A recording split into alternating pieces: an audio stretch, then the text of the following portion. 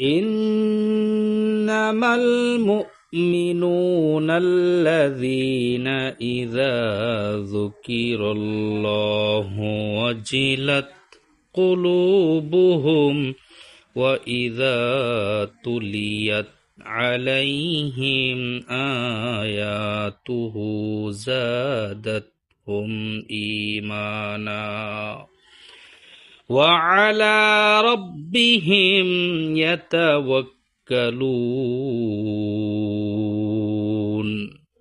الذين يقيمون الصلاة ومما رزقناهم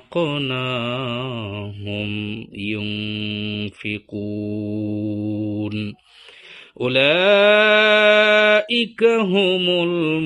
المؤمنون حقا لهم درجات عند ربهم ومغفرة ورزق كريم